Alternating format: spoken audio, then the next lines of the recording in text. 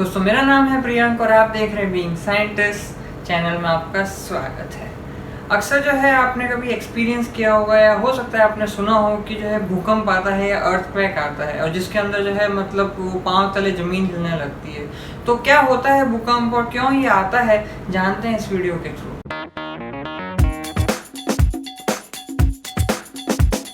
तो अब बात आती है कि भूकंप क्या है। तो बहुत सिंपल है कि जैसे भू यानी धरती एंड कंप यानी कंपन, यानी कि अर्थ के अंदर वाइब्रेशन, धरती के अंदर वाइब्रेशन, कंपन होना, उसी को भूकंप कहते हैं। तो अब धरती से हम आगे बढ़ते हैं कि एक्चुअल में ऐसा क्या है धरती के अंदर जिसकी वजह से कंपन हो रहा है। तो बेसिकली जो है हमारी अर्थ का स्ट्रक्चर समझना चाहिए। तो अर्थ जो है उसकी एक तरह से अगर हम उसे गोल अज्यूम करते हैं तो पृथ्वी जो है उसकी जो त्रिज्या जो है, जो कि रेडियस जो है वो तकरीबन 6400 किलोमीटर की होती है।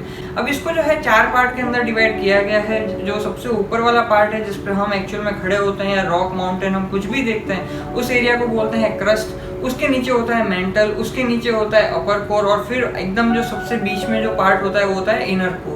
तो होता क्या है वहाँ पे कि जब भी टेक्टोनिक प्लेट जो है, जैसे बहुत सारी टेक्टोनिक प्लेट अलग अलग जगह पे हमारे जो क्रस्ट पार्ट में होता है वो अवेलेबल रहती है।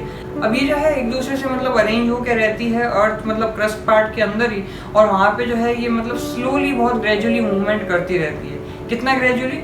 बहुत ज़्यादा ग्रेजुअली, यानी कि ऐसे समझ लीजिए कि ½ इंच से लेके जो है 2 इंच या 3 इंच जो है वो 1 साल के अंदर मूवमेंट करती है। अब इससे एक बात और समझते हैं कि मूवमेंट क्यों कर रही होती है। अब अर्थ की खास बात क्या है कि जैसे जैसे जो है मतलब हम नीचे कोर की तरफ जाते हैं वैसे वैसे टेम्परेचर जो है वो बढ़ता जाता है। अब उसका कारण क्या है कि मतलब ये हमारी जो है वो थियोरी है वो ये कि जो अर्थ जो सबसे पहले थी, पहले पृथ्वी मतलब आग का गोला थी और वो अब ऊपर का पार्ट जो है धीरे धीरे ठंडा हो गया है। तो इस वजह से जो है, लेकिन अभी भी जो अंदर जैसे जैसे जाते जाएंगे वैसे वैसे टेम्परेचर बढ़ता जाएगा।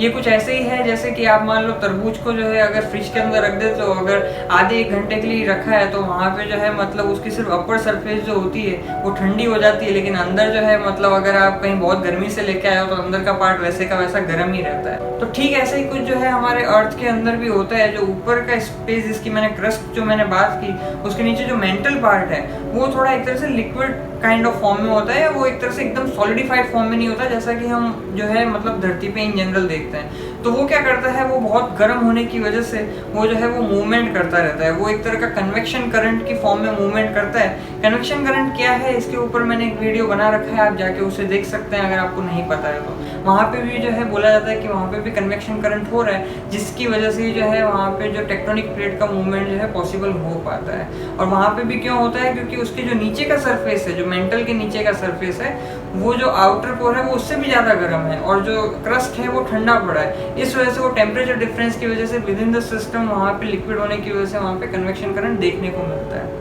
तो टेक्टोनिक प्लेट का मूवमेंट भी जो है वो कुछ 3 तरीके से होता है। अब डेमोन्स्ट्रेशन के लिए जो है मैं अपने मतलब ज़्यादा कुछ है नहीं तो मैं अपने इन हाथ की उंगलियों का इस्तेमाल करके आपको समझाने वाला हूँ। तो यहाँ पे जो है 3 तरह का मूवमेंट होता है। तो एक मूवमेंट ये होता है कि मान लो ये एक टेक्टोनिक प्लेट है और ये एक दूसरी टेक्टोनिक प्लेट है, तो यहाँ पे जो है वो मूवमेंट एक होगा कि वो एक दूसरे से दूर जा रही है।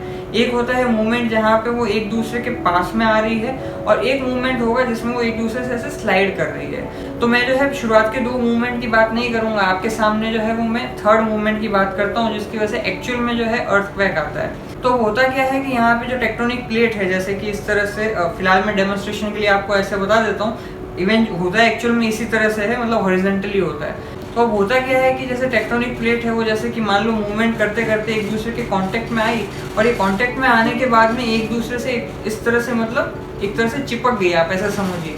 और ये चिपकने के बाद में काफ़ी ट्राई कर रही है क्योंकि एक का जो मूवमेंट का डायरेक्शन है वो इधर है और एक का डायरेक्शन इधर है।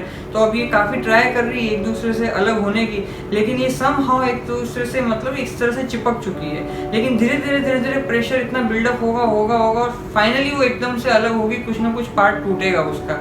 और यही जब ये एकदम से इस तरह से यहाँ पे होता है कि ये इस तरह से मूवमेंट करने की कोशिश करती है और जब एकदम से ये इस तरह से अलग होता है तो वहाँ पे जो है एक आपको जो है वो भूकंप का एहसास होता है। अब ये वाली लाइन जहाँ पे एक्चुअल में यहाँ पे इनके बीच में फ्रिक्शन हो रहा है और ये एक दूसरे से अलग होने की कोशिश कर रही है, उस वाले पार्ट के जिस नीचे जहाँ पे अर्थक्वेक आता है उसको फोकस बोलते हैं। और जो पार्ट पे जो है ये एक्सपीरियंस करने का मौका मिलता है सबसे पहले उसे एपिसेंटर बोलते हैं। ठीक इसी से कुछ दूरी पे जो है कुछ फॉल्ट लाइन भी होती है, और उन फॉल्ट लाइन के ऊपर भी जो है वहाँ पे अर्थक्वेक जो है सामने वाला एक्सपीरियंस करता है। तो जितना ज़्यादा आप जो है बेसिकली एपिसेंटर के पास है, जितना ज़्यादा फॉल्ट लाइन के पास में है, उतना ज़्यादा आपको अर्थक्वेक जो है वो एक्सपीरियंस होगा।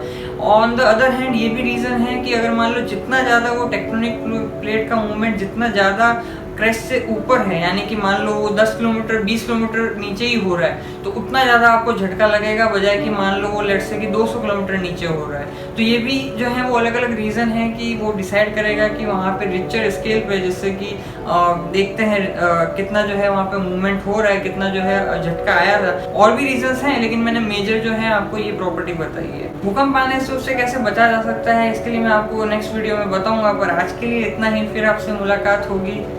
जय विज्ञान।